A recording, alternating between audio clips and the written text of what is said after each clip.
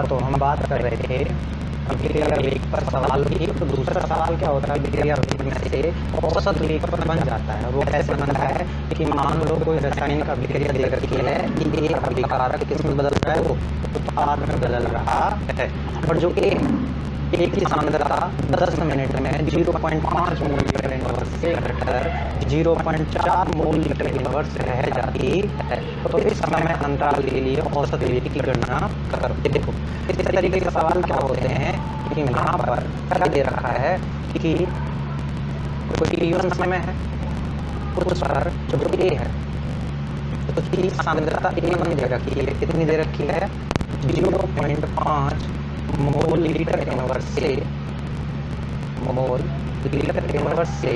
घटकर कितनी रह जाती है, t1 टाइम मतलब 0 पर 0 मिनट था, है ना। देखो मैं आपसे समझाता हूँ कि क्या हो रहा है कि ए अभिकारक है और ए अभिकारक से मिलकर क्या बन रहा है, उत्पाद बन रहा है ना। तो इसकी t1 समय पर ए की सांद्रता कितनी दे रखी है, 0.5 मोल लीटर इनवर्स से घटकर कितनी हो जाती है, 0.4 मोल लीटर इनवर्स हो जाती है। और कितना टाइम लगता है इसको, t1 से इतने होने में कितना मिनट लग जाता है, 10 मिनट। तो यहाँ पर t2 टाइम कितना हो गया, 10 मिनट। स्टार्टिंग में कितना था, हाँ तो 0 पर कितना था, और 10 मिनट के बाद जो सांद्रता होती है वो 0.4 मोल लीटर इनवर्स घट जाती है। यहाँ पर ये पहले रखा है कि A1 सांद्रता, t1 टाइम पर कौन सी वाली सांद्रता A1 होगी, है ना। और t2 टाइम पर ये वाली सांद्रता दे रखी है इसकी A2। और ये कह रहा है कि इस समय बता देती है, मतलब जो शुरू से 10 मिनट हो गए तो उसके लिए हमें क्या करना है, अभिक्रिया वेग की गणना। और हमने बताया था कि जब 2 टाइम दे रखी हूँ और उन पर 2 सांद्रताएं दे रखी हूँ तो अभिक्रिया का कौन सा वेग होता है, औसत वेग। तो t1 बराबर 0 समय से t2 बराबर 10 मिनट समय के बीच अभिक्रिया वेग कितना होगा, अभिक्रिया वेग कैसा होगा, औसत वेग। और औसत वेग क्या होता है, प्लस माइनस डेल्टा, और किसके लिए लिखना है, ए के लिए, तो delta A by delta T, है ना। और प्लस माइनस की जरूरत नहीं है क्योंकि वेग जो होता है वो हमेशा कैसा आता है, पॉजिटिव आता है। तो लगाओ चाहे मत लगाओ, उसका सिर्फ समझने वाला मीन होता है कि वो सब मैं समझा चुका हूँ पिछली क्लासों में ना। तो डेल्टा ए मतलब A2 minus A1 by T2 minus T1। तो ए की अंतिम सांद्रता 0.4 माइनस प्रारंभिक सांद्रता 0.5 डिवाइडेड बाई टाइम कितना हुआ, 10 माइनस 0।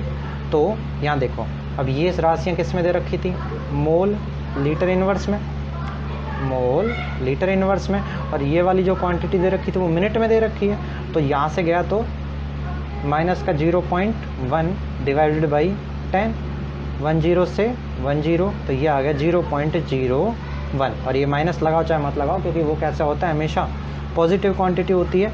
तो ये हो गया 0 नीचे आया तो 0.01, है ना। कितना होगा, 1 2 1 2, ठीक है। और यूनिट क्या हो जाएगी, मोल लीटर इनवर्स, और नीचे क्या है, मिनट है तो मिनट इनवर्स, ठीक है। तो इस तरीके से सवाल करने होते हैं कि अगर रिएक्शन में दे रखा हो कि एक सांद्रता 10 मिनट में इतने से घट के इतनी हो जाती है और उसके लिए टाइम दे रखा और 2 सांद्रताएं दे रखी होती हैं, तो हम उस अभिक्रिया में औसत वेग इस तरीके से निकाल लेते हैं, ठीक है। अब कभी कभी सवाल ये भी पूछ लेता है, ठीक है, सवाल ये भी पूछ लेता है कि इसी में सवाल बन जाता है कि औसत वेग की गणना किस में करो, सेकंड में, इसमें सेकंड में, ठीक है। तो सेकंड में करनी है, हमें टाइम क्या दे रखा था, मिनट में दे रखा है। हम क्या करेंगे कि वेग क्या है, वेग आ गया delta A by delta T. तो अपने पास t1 टाइम कितना है, 0, और t2 कितना है, 10 मिनट।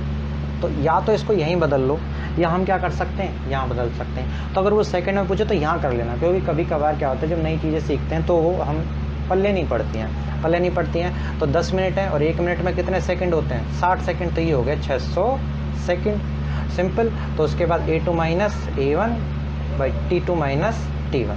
तो A2 माइनस A1 कितना आया?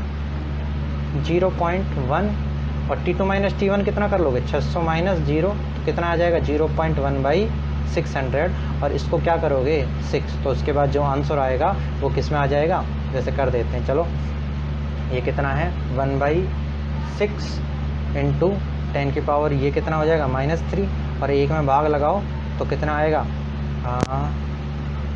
1 में 6 का भाग लगा, पॉइंट लगाया 0 6 4 कितना आया? 36 7। तो ये आ गया 0.167 डिवाइडेड बाई 1 2 3 और पॉइंट हटाओ कितना आया? 10 की पावर 3 और यहाँ लगाओगे तो कितने से मल्टीप्लाई करना होगा? 10 की पावर 2 से। तो 2 से ये कट गया और ओवरऑल 1.67 इंटू 10 की पावर कितना हो जाएगा? -4 mole litre inverse second inverse. और ये मैंने क्या किया है, कभी भी जब भी लिखते हैं तो हमें वैज्ञानिक संकेतन में लिखना होता है। कैसे? वैज्ञानिक संकेतन, ठीक है। तो इस तरीके से हम क्या कर लेते हैं, सिर्फ कैलकुलेशन, और कैलकुलेशन आपको अच्छे से आती है तो इस तरीके से 2 सवाल बन सकते हैं। अगर वो पूछे तो उसी यूनिट में कराना, और अगर रिएक्शन में अगर वो कहे कि अभिक्रिया वेग को सेकंड में भी गणना करो और मिनट में भी करो तो मिनट में तो वो आ गया और सेकंड में क्या आ जाएगा? इतना आ जाता है, ठीक है। तो इस तरीके से आपको ऐसे सवाल करने होते हैं।